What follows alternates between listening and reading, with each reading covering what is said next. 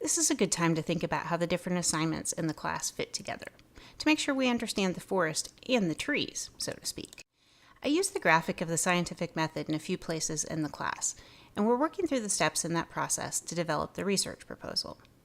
A few students have asked if there's anything they can do to start on the proposal, and the good news is you already have.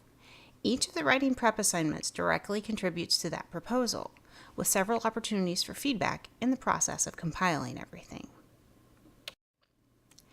The article summaries are each part of the See What We Know phase.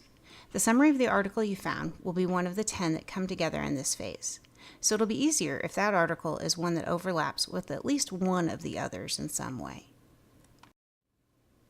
We're going to pull together the ideas from the summaries and the literature review in the introduction, narrowing the focus to write a hypothesis about 2 variables.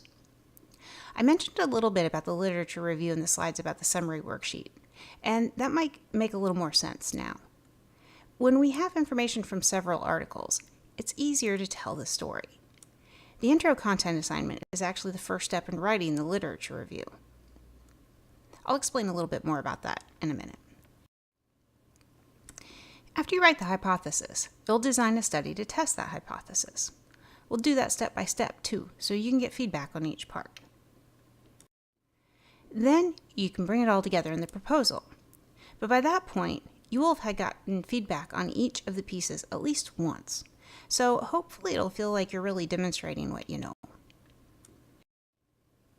So this is the big picture of how the assignments come together.